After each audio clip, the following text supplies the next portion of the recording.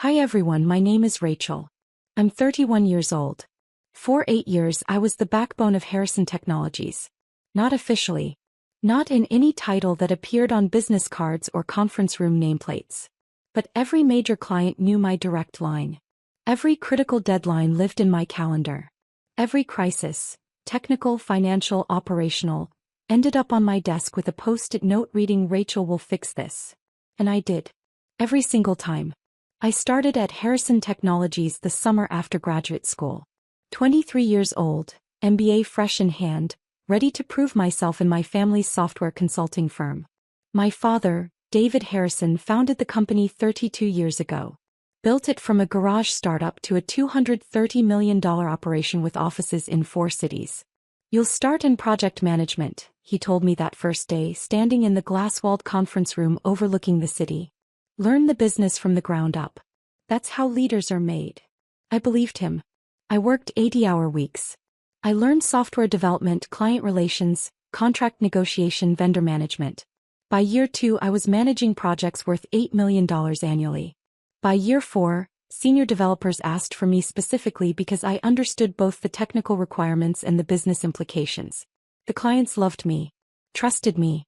When Meridian Industries, our largest client at $50 million annually, had a catastrophic system failure 3 years ago, they called my cell at 2 a.m. Not the CEO. Not the CTO. Me. I assembled a team. Worked 72 hours straight. We rebuilt their entire infrastructure, implemented redundancies, delivered them operational 3 days ahead of the emergency timeline. Their COO sent a handwritten letter. "Rachel Harrison saved our company. We are forever grateful." At the company celebration dinner, my father toasted the Harrison Technologies team for their collective excellence. My name wasn't mentioned. My cousin, Brandon, 29 and recently returned from his 3rd startup failure, stood beside my father and smiled like he'd contributed something beyond showing up. Brandon was my uncle's son. Charming, photogenic, good at golf and client dinners. He'd spent his 20s launching tech startups that burned through investor money before collapsing. No exits. No successes. Just expensive lessons in what not to do funded by family money. When his last venture imploded, my uncle called my father. "Brandon needs stability. Bring him into Harrison. Let him learn from the best." The best apparently meant me. My father called me into his office on a Monday morning. "Brandon's joining the senior team. I want you to mentor him. Show him how we operate. He's family and family takes care of family." I nodded. Family takes care of family. I'd heard that phrase my entire life. The mentoring began simply enough. I walked Brandon through our project lifecycle, client management systems, technical architecture. He took notes on an iPad, asked decent questions, seemed genuinely interested in learning. Then the pattern emerged with brutal clarity. Brandon would sit in client meetings nodding and smiling while I presented the strategies, timelines, risk assessments. Afterward, my father would clap Brandon's shoulder. "Great presence in there, son. Clients respond to that confidence." I'd pack up the projector, the handouts, the technical specifications. Drive back to the office. Implement everything we'd discussed while Brandon played foosball in the break room. When the Apex Digital account nearly walked because of a pricing dispute, I spent 2 weeks renegotiating terms. Created a custom package that saved them $2.3 million over 3 years while maintaining our profit margins. The client was ecstatic. Signed a 5-year extension worth $15 million. At the quarterly board meeting, my father stood and announced, "I'm pleased to report that Brandon successfully retained the Apex account through innovative negotiation. This is the kind of strategic thinking that will drive Harrison Technologies forward." Brandon looked uncomfortable. I looked at my laptop screen where the 47-page proposal I'd written was still open. Mrs. Patterson, our CFO for 18 years, found me in the parking garage that evening. I was sitting in my car, not crying, just staring at the steering wheel. "He knows," she said through my open window. "David knows you saved Apex. The whole executive team knows. Then why does Brandon get credit? Because acknowledging your work means acknowledging he's grooming the wrong person for succession." She squeezed my shoulder through the window. "You're not invisible, Rachel. You're essential. That's different. And eventually, essential people get tired of being treated as expendable." The invisible labor continued for 8 years. I mentored Brandon. Showed him how to read technical documentation, manage difficult clients, negotiate contracts, handle vendor relationships. He learned slowly how to look competent in presentations. He never learned how to do the actual strategic work. When clients called with emergencies, they called me. When proposals needed final review at midnight, I did it. When the board requested financial projections, I built the models, then watched Brandon present them to applause. My father created a new role for Brandon in year 5. Executive Vice President of Strategic Growth. Corner office with a view. $250,000 salary. Company car. Business cards printed on heavy cardstock that probably cost more than my monthly rent. I was still Senior Project Director, at $145,000, in an interior office next to the server room where the ventilation system hummed constantly. "You're doing critical work," my father said when I asked about my own advancement. "Client-facing work. The operational foundation of this company." "I've been here 8 years," I said carefully. "I manage accounts worth $87 million. I've never lost a client. I've brought in $34 million in new business. I've mentored every senior hire for the past 4 years, including Brandon. And we appreciate that enormously. But Rachel, leadership isn't just about technical excellence. It's about vision, market positioning. Brandon has that natural executive presence clients respect." Brandon, who'd asked me last week what API stood for. Brandon, who'd missed a critical client presentation because he was hungover from a networking event. Brandon, who still forwarded me emails asking, "How should I respond to this?" But Brandon played golf with my father every Saturday. Brandon made my uncle laugh at family dinners. Brandon was the son my father never had. I was just the daughter who made it all work behind the curtain. The breaking point came on a Thursday in March. My father called an all-hands meeting for 4 p.m. Unusual timing. Most announcements came Monday mornings. I assumed it was about the Meridian contract renewal I'd been negotiating. We'd just finalized terms. $65 million over 4 years, up from their current $50 million. The largest single contract in company history. The main floor filled with employees. 143 people, from senior architects to junior developers. My father stood at the center with Brandon beside him, wearing a navy suit I recognized from the shopping trip where I'd helped him pick professional attire. "Thank you all for gathering," my father began. "Today marks a pivotal moment for Harrison Technologies." He talked about legacy, innovation, the need for bold leadership to guide us into the next decade of growth. I watched colleagues taking notes, nodding, assuming this was another corporate vision speech. "Which is why," my father continued, his voice swelling with pride, "I'm thrilled to announce that Brandon Harrison will be stepping into the role of Chief Executive Officer, effective immediately." The room erupted in applause. Professional. Expected. Scripted. I sat frozen in my chair. CEO. Not CEO. Not president. CEO, the role that controlled everything. Strategy. Operations. Client relationships. The future of the company. The role I'd been doing unofficially for 3 years. "Brandon brings fresh perspective and natural leadership instincts to this position," my father said, beaming. "I'll be transitioning to executive chairman, providing guidance while Brandon leads us forward." Brandon stood, shook hands, accepted congratulations. His eyes found mine across the room. Something flickered there, guilt, maybe, or apology, before the smile returned. After the meeting, I walked back to my office. Sat down at my desk. Stared at the email I'd been drafting to Meridian's CEO about our new contract terms. $65 million. I'd negotiated every term. Built the technical specifications. Designed the implementation timeline. And Brandon, who couldn't explain our core service offerings without a script, would now take credit for it all. My father appeared in my doorway 30 minutes later. "I need you to transition your major accounts to Brandon over the next month," he said. Not asked. Stated. "Meridian especially. You've built strong relationships there. I want you to ensure Brandon has everything he needs to maintain those connections." "My relationships," I repeated softly. "The company's relationships, Rachel. You understand? This is about continuity. Brandon will need your institutional knowledge to succeed." Something inside me, something that had been bending for 8 years, snapped clean. And what's my new role? I asked. You'll continue as Senior Project Director. Your work is invaluable. Just because Brandon is CEO doesn't diminish your. After 8 years. After managing $87 million in accounts. After bringing in $34 million in new business. After negotiating the largest contract in company history. After mentoring Brandon himself for 3 years. After all that, I remain Senior Project Director in an office next to the server room, and Brandon, who asks me how to spell infrastructure, is CEO. My father's expression hardened. This isn't about keeping score. Brandon has qualities you lack. Executive presence. Strategic vision. Gravitas. You're an excellent operator, Rachel, but you're not leadership material. You never have been. He walked away. Not leadership material. I stared at my computer screen. Let those words settle into something sharp and clarifying. Mrs. Patterson appeared an hour later with tea.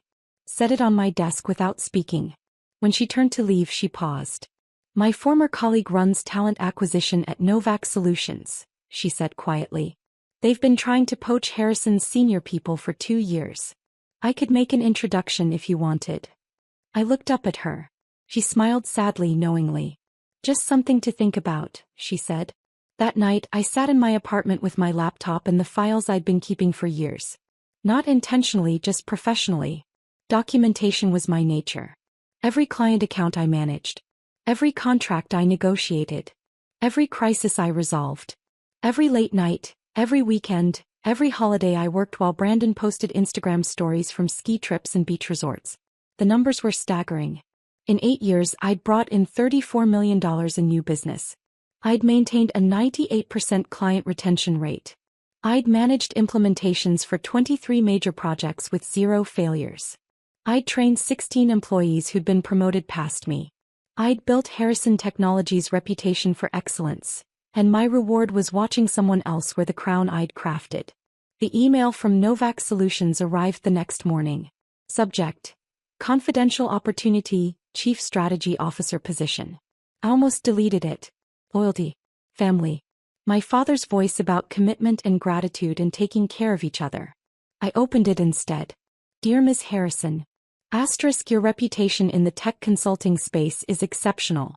Novak Solutions is expanding our enterprise division and believes your expertise would be transformative. We'd like to discuss a Chief Strategy Officer position with full autonomy, equity participation and compensation reflecting your actual market value. Would you be available for a confidential conversation? Best regards, Catherine Novak, founder and CEO Novak Solutions. I stared at the screen. Read it 4 times. Then I replied, available tomorrow evening 7 p.m. Catherine Novak's office was minimalist elegance. Clean lines, natural light, art that suggested actual curation rather than corporate purchasing. She was 46, sharp-eyed, direct. She offered espresso from a machine that probably cost more than my car. I've been watching your career for 3 years, Catherine said without preamble. Every major win at Harrison has your signature on it. The Meridian save. The Apex renegotiation. The Stellar Systems implementation that came in under budget and ahead of schedule. You're the strategic brain of that operation. My father would disagree. Your father is protecting his investment in his nephew's career advancement. Catherine's tone was matter-of-fact, not cruel. I'm not interested in his feelings. I'm interested in results. And you consistently deliver results that exceed projections. She slid a folder across the desk. I opened it. The offer was breathtaking. Chief Strategy Officer. $520,000 base salary. Performance bonuses up to $200,000 annually. Equity worth $1.2 million when fully vested.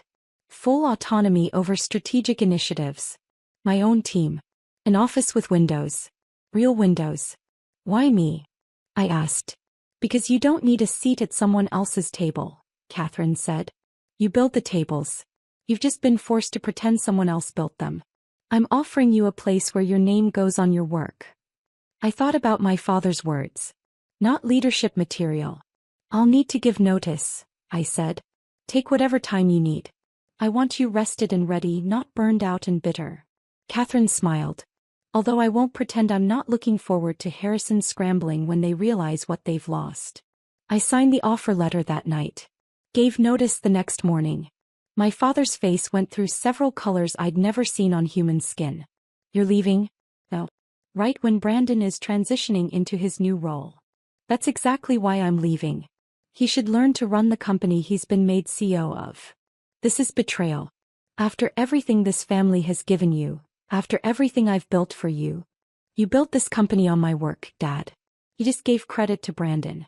Novak Solutions is giving me a title that matches my contributions and compensation that reflects my actual value. This was the easiest decision I've ever made. You'll regret this, my father said, voice shaking. You can't just abandon your family. I'm not abandoning family. I'm leaving a company that treats me like support staff while giving executive titles to someone who still asks me to explain basic concepts. Brandon appeared in the doorway. Rachel, wait. Maybe we can restructure. Make you president or chief operating officer or, I repeated. 8 years of doing your work, Brandon. 8 years of mentoring you while you took credit. 8 years of watching you get promoted past me for work I did. And now that I'm leaving, suddenly there's room to restructure. I didn't ask for this, Brandon said quietly. No. But you took it anyway. You stood in boardrooms and accepted applause for strategies I created. You could have said something. You never did. I picked up the box with my desk belongings, not much after 8 years. A plant Mrs. Patterson had given me. Photos from client events where I was always in the background. The handwritten note from Meridian thanking me for saving their company. Mrs. Patterson met me in the lobby. Pressed an envelope into my hands. Open it later, she said. And Rachel, you're going to be extraordinary. Come back and tell me about it. I left without looking back at the building. Just walked to my car, put the box in the trunk, drove away from 8 years of invisible labor. The envelope contained a $1,000 check and a note. Asterisk, not charity. An investment in someone who always should have been CEO. Make them regret it. Asterisk. At Novak Solutions everything was different. I had an office with floor-to-ceiling windows overlooking the harbor. A team of 8 strategists who reported directly to me. Projects with my name in bold at the top of every proposal. Lead strategist. Rachel Harrison, Chief Strategy Officer. The first time Catherine asked my opinion in a leadership meeting, I waited for someone to interrupt. To explain what I really meant. To simplify my technical language for the room. No one did. Catherine just nodded and said, solid analysis. Let's build on that framework. My direct report, Sarah, scheduled weekly one-on-ones not to micromanage but to ask genuine questions. What resources do you need? How can I support your initiatives? What obstacles should I clear? When I delivered my first major strategy presentation, a market expansion plan for our enterprise division, the board applauded. Catherine sent a company-wide email. Asterisk, this is what strategic excellence looks like. Rachel Harrison just mapped our next 3 years of growth. This is leadership. Asterisk. I cried in the parking garage afterward. Not from sadness. From the startling, disorienting relief of being seen. Of being valued. Of having my work acknowledged with my name attached to it. My therapist, Dr. Singh, helped me process the transition. You're grieving, she said during our second session. Not the job. The relationship with your father that you wanted but never had. He's called 23 times, I said. I haven't answered. That's boundary setting. How does it feel? Terrifying. But also peaceful. Both can coexist. Dr. Singh handed me a worksheet on boundary scripts. Remember, no is a complete sentence. You don't owe explanations for protecting your well-being. The evidence folder helped. I'd kept everything. Emails, project documentation, client testimonials, my personal spreadsheet tracking 8 years of contributions. Every time doubt crept in. Asterisk, maybe I'm being selfish, maybe I should have stayed, maybe he was right about me not being leadership material. Asterisk. I opened that folder. The data said, asterisk, you were always a leader. He just refused to see it. Asterisk. 2 months into my role at Novak, the earthquake hit Harrison Technologies. It started with Meridian Industries. Their CEO James Whitfield called me directly. My personal cell. The number I'd given him 3 years ago during the infrastructure crisis, with instructions to call anytime, day or night. Rachel, I need to talk to you about something sensitive. Of course, James. What's happening? We finalized the contract renewal with Harrison last month. $65 million over 4 years. You negotiated every term, designed the implementation plan. Now we're dealing with Brandon and... He paused. Rachel, he doesn't understand our technical requirements. He can't answer basic questions about the architecture you designed. We've tried to work with him, but after 3 meetings where he promised to get back to us on fundamental details, we're concerned. I'm sorry you're experiencing that, I said carefully. I'm calling because Meridian wants to move our account to Novak Solutions. If you're there. We don't want Harrison Technologies. We want you. You've always been our real partner. We're just following the expertise. I thought about loyalty, family, the right thing to do. Then I thought about 8 years of invisible labor and my father calling me not leadership material. Let me connect you with Catherine Novak, RCO. We'd be honored to work with Meridian. The meeting happened 48 hours later. Catherine, James Whitfield, Meridian's CTO, their CFO, and me. We spent 3 hours reviewing their needs. I presented the implementation framework I'd already designed, the one Brandon couldn't explain to them. This is exactly what we need, James said. The expertise, the attention to detail, the strategic thinking. This is what we thought we were getting from Harrison. He looked at me directly. Rachel, you saved our company 3 years ago. You've guided every major technology decision since then. We want to continue that partnership. But we want it official. We want it with you where you're actually valued. Meridian signed with Novak the following week. $65 million over 4 years. The largest contract in Novak Solutions history. Catherine promoted me to Executive Vice President of Strategic Accounts on the spot. Added another $100,000 to my base salary. Gave me equity worth an additional $800,000. You just transformed this company, Catherine said. This contract validates everything we're building. You're not just an employee, Rachel. You're a cornerstone. My phone exploded with messages that evening. Brandon first. Rachel, we need to talk urgently. Meridian just canceled. Dad is. Please call me. Then board members from Harrison. We should schedule a meeting. Discuss possibilities for collaboration. Then my father. You poached our biggest client. This is industrial sabotage. This is theft. I blocked the number. Dr. Singh had prepared me for this moment. They'll escalate when they realize they can't control you anymore. Expect commands, then guilt, then threats, then desperate bargaining. Don't engage unless you choose to. I didn't choose to. Catherine, however, was thrilled. One of the top 5 consulting firms in the region just lost their anchor client to us. Rachel, you're not just good at this work. You're transformational. The second defection came 3 weeks later. Apex Digital, the account I'd saved with custom pricing. Their VP of technology called me directly. Rachel, I'm going to be blunt. Since you left, Harrison's service quality has collapsed. Brandon doesn't understand our technical stack. He missed 2 quarterly reviews. When we raised concerns about our roadmap, he assured us the team would handle it, but no one contacted us. We don't want teams. We want the person who actually understands our business. We want you. Apex brought their $15 million contract to Novak. The third defection made industry headlines. Stellar Systems moves $22 million account to Novak Solutions, following strategic excellence. The article quoted Stellar CEO. We partnered with Harrison Technologies because of Rachel Harrison's strategic vision. When she moved to Novak Solutions, the choice was obvious. Expertise matters more than company legacy. My phone became unusable. Messages flooded in. Brandon, no longer professional. Rachel, please. You're destroying us. Dad's having panic attacks. We've lost $102 million in contracts. We need help. Board members increasingly desperate. We should discuss terms for your return. Name your price. My uncle, you're tearing this family apart. Brandon looks 10 years older. Your father can't sleep. How can you be so cold? I blocked the numbers one by one. Mrs. Patterson texted. *7 senior people quit this week. Including me. Brandon is in over his head and David won't admit it. The whole company is chaos. But you're thriving. Proud of you, Rachel. Catherine called a company meeting. Announced that Novak Solutions had grown 43% in 3 months. That we were opening a new office. That our client retention was 100%. That Rachel Harrison's leadership had transformed the company's trajectory. This, Catherine said, gesturing to me, is what happens when you recognize and reward actual talent instead of trying to fit square pegs into round holes because of nepotism.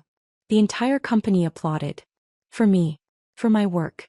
For leadership that was finally, officially acknowledged. Month 4 brought the desperate phase.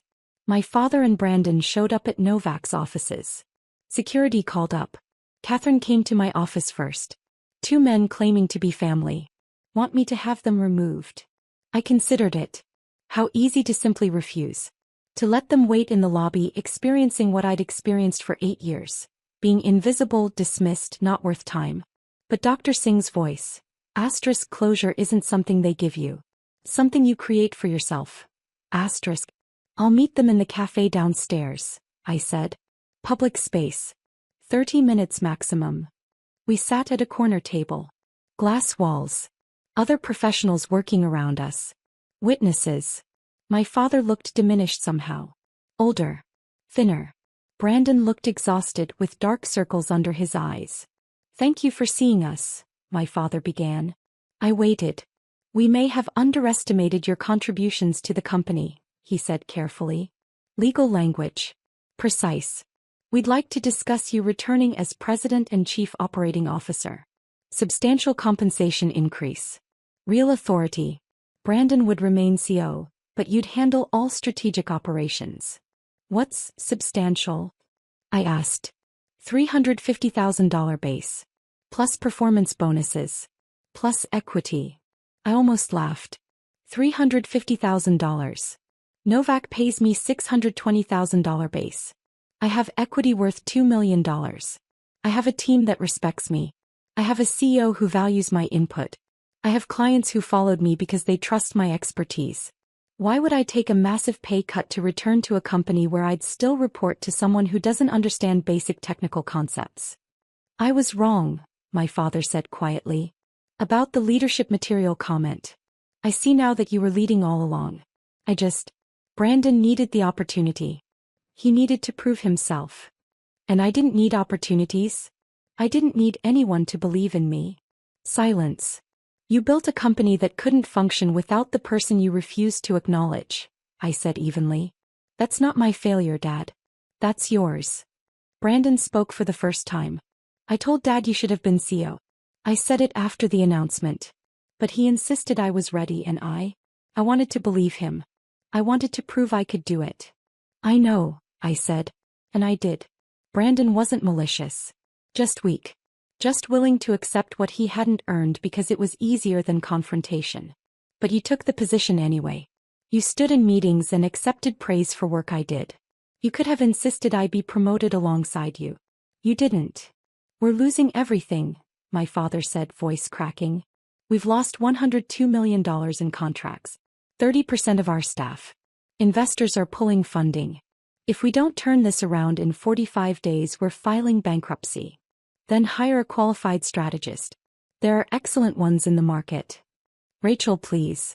My father's composure broke. I'm asking you to save the company. I'm asking you to come back. To help us survive. I looked at him. This man who'd built a company but refused to see the daughter who'd sustained it. Who'd handed my cousin an executive title for work I'd done. Who'd called me not leadership material while I operated at an executive level for years. You had 8 years to ask for my help while valuing it, I said softly. You used those years to tell me I wasn't enough. That Brandon was better. That executive presence mattered more than actual results. I believed you until I found a company that judged me on merit. And then I built something without you. Something where my work has my name on it. Where my success is acknowledged. Where I'm not invisible. So you're just going to let everything we built collapse? My father asked bitterly. We built? I looked at him steadily. The data shows I brought in $34 million over 8 years. I maintained 98% client retention. I managed 23 major implementations. I mentored your staff. I resolved every crisis. I negotiated every major contract. I held that company together while you gave Brandon credit for my achievements. I stood picking up my bag. What you built was a company dependent on labor you refused to credit. What I built is a career where my contributions are recognized and rewarded. We're both living with our choices. I walked away. Didn't look back. Through the glass wall I saw them sitting there. Father and son. Looking lost. The article appeared 5 weeks later. From shadow to spotlight. How one executive rebuilt her career after family betrayal. The Regional Business Journal had contacted me about featuring rising leaders in tech consulting. I'd hesitated, but Catherine encouraged it. Your story matters, she said. There are countless people working in family businesses, being told they're not enough while doing executive-level work. They need to know they can leave. That they're not trapped. The interview was thorough and fair. The journalist did excellent research, including talking to former Harrison employees and clients. I spent 8 years being told I wasn't leadership material while operating as the company's chief strategist, Harrison explains. The clients knew it. The staff knew it. The only people who didn't acknowledge it were the ones benefiting from my invisibility. The article detailed my role at Novak, the clients who'd followed me, my upcoming keynote at the National Technology Leadership Conference. It went viral in business circles. My inbox flooded with messages from people in similar situations. Daughters in family businesses. Sons overlooked for younger siblings. Employees watching less qualified relatives get promoted. Thank you for speaking up. I'm in the exact situation. Your story gave me courage. 15 years doing my brother's work. This helped me see I'm not crazy. I left my family's company last month after reading this. Already have 3 offers. Brandon sent one text. The article was hard to read. I'm sorry for everything. I didn't respond. My father sent one final email. You've humiliated this family publicly. Made us look incompetent. Don't expect forgiveness. I replied. I don't expect it. I don't need it. Then I blocked the address permanently. The bankruptcy filing was announced 6 weeks before the National Technology Leadership Conference. Harrison Technologies files Chapter 11. Regional tech firm crumbles after talent exodus. The article was detailed. Client losses totaling $102 million. Staff departures, 43 employees in 4 months. Failed investor negotiations. The building lease terminated. David Harrison stepping down. Brandon Harrison, position eliminated. I felt a distant sadness. Not satisfaction. Not guilt. Just melancholy for what could have been if my father had made different choices 8 years ago. Mrs. Patterson called. How are you processing the news? I'm okay. Really? Is that strange? No, honey. It means you've healed. You've built something new. The old chapter is just closed now. He was right. I built something new. At Novak, I just closed a $47 million contract with an international manufacturing firm. Catherine was creating a new role, Chief Innovation Officer. My team had grown to 15 people, all of whom I mentored the way I wished I'd been mentored, with recognition, opportunities, and credit for their work. Tom, one of my senior strategists, brought his family to the office when I promoted him to director. His mother hugged him, tears streaming. We always knew you were brilliant, she said. We're so proud. I excused myself. Went to the restroom. Cried for 5 minutes. Returned smiling. Dr. Singh helped me understand it. You're not grieving what you lost. You're grieving what you never had. A father who could see your worth. Will it always hurt? It'll hurt less. And eventually you'll realize the freedom is worth more than the fantasy. The National Technology Leadership Conference was held in a convention center with 3,000 attendees. I was the opening keynote. Topic: Leading from wherever you are. Recognizing and claiming your value. Catherine adjusted my lapel mic backstage. Nervous. Terrified. Good. It means you care. She smiled. Go show them what not leadership material actually looks like. I walked on stage to applause. Scanned the massive audience. In the back, partially hidden behind a column, were my father and Brandon. Both in business casual. No suits, a departure from the executive uniforms they'd always worn. My father looked haggard. Brandon looked like he'd aged 5 years. I could have had security remove them. I could have ignored them completely. Instead, I began my speech. 8 years ago, I worked for a company that told me I wasn't leadership material. I believed them until I realized that judgment came from people who couldn't run their own company without the person they refused to promote. I talked about invisible labor, documentation, knowing your worth in measurable terms, recognizing when you're building someone else's empire while your own potential withers in the shadows. I was told I lacked executive presence, I said, looking directly at my father. By someone who gave my cousin a CEO position based on family connection rather than competence. And when I left, taking my expertise and my client relationships, the company collapsed. Not because I sabotaged anything, but because the foundation was one person pretending to lead while another person did the actual work. The audience was silent, hanging on every word. Here's what I learned. Your value isn't determined by who refuses to see it. Your potential isn't limited by who underestimates you. And loyalty to people who exploit you isn't virtue, it's self-betrayal. I talked about Catherine saying you build the tables. About Sarah asking what I needed instead of telling me what to do. About clients who followed me because they valued expertise over company logos. If you're in a situation where your contributions are invisible, document everything. Build your evidence folder. Track your wins. And when you're ready, don't threaten, don't negotiate, just walk. Find a place where your name goes on your work. Where your voice carries weight. Where you're not just the engine keeping someone else's career running. The standing ovation lasted 90 seconds. People crowded around afterward, sharing their stories, asking questions, thanking me for giving them language for their experiences. My father and Brandon approached as the crowd thinned. Security noticed, moved forward. I waved them off. That speech, my father said quietly. You were talking about me. I was talking about systems that prioritize connection over competence. You were an example. I never realized how much of the company's success came from you. You didn't want to realize it, Dad. Acknowledgement would have meant admitting you'd promoted the wrong person. That family loyalty blinded you to merit. Brandon looked at his hands. For what it's worth, Rachel, everything you said was true. I wasn't ready. I'm in leadership training now. Starting over. Learning to actually do the work instead of taking credit for it. Good, I said sincerely. You'll be better for it. My father met my eyes. Something that might have been pride, might have been regret, flickered there. You've built something remarkable. I see that now. I know you do. Now that it's too late to matter. Is there any possibility? He stopped. Started again. Could we rebuild our relationship? I can't change the past, but maybe. Dad, I forgive you. The words surprised me, but they felt true. I forgive you for not seeing my worth.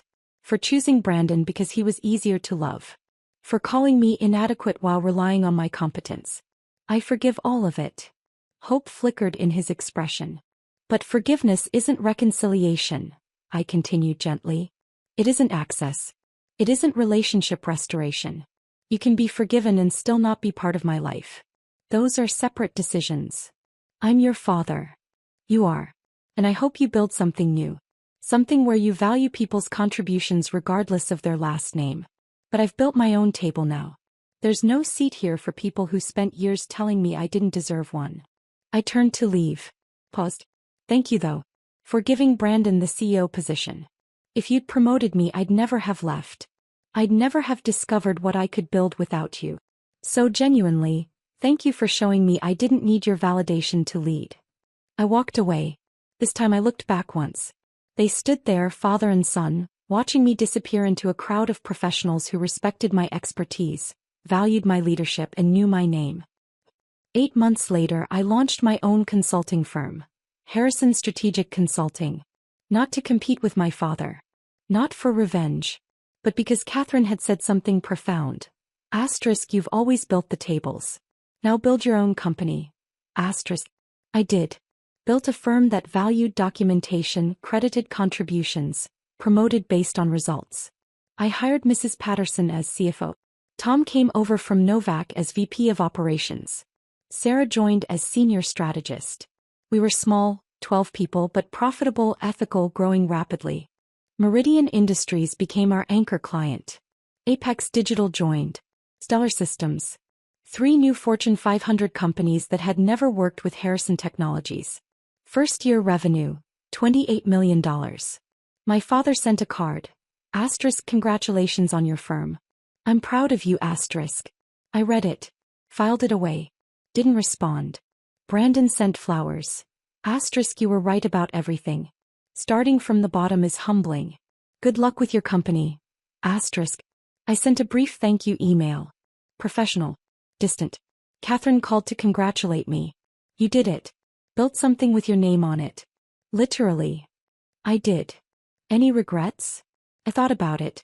About the 8 years at Harrison Technologies. The invisible labor. The interior office next to the server room. The speech where my father called me inadequate. No regrets, I said. Everything led here. On Sunday morning I went to the office alone. Walked through the empty space. 12 offices, conference rooms, a kitchen where we actually talked to each other like humans, not corporate personas. My office had floor-to-ceiling windows. A view of the harbor. My name on the door. Rachel Harrison, founder and CEO. The title my father said I'd never be qualified for. My phone buzzed. Unknown number. I almost ignored it, then looked at the message. Asterisk, this is David. Saw the article about your firm's success. $28 million first year. You were always capable of this. I'm sorry I couldn't see it. Asterisk. I stared at the screen. Waited for the familiar ache of wanting his approval, his pride, his acknowledgement. It didn't come. Instead I felt complete. Whole. Successfully independent. I typed. Asterisk, I appreciate that. I hope you're well. Asterisk. Then I blocked the number. Not from anger. From boundaries. From understanding that some doors close not because of hatred, but because keeping them open means staying tethered to versions of ourselves that no longer exist. I sat at my desk. Opened my laptop. Reviewed the proposal for our next major client. A $52 million contract that would make us one of the fastest-growing consulting firms in the region. Outside my window, the harbor glittered in morning light. Boats moved purposefully across the water. The city hummed with life and possibility. The building at Harrison Technologies had gone dark. The logo removed. The lease terminated. But here in 12 offices filled with people who respected each other, every light blazed bright. I built this table. I built all of it. And my name was on everything.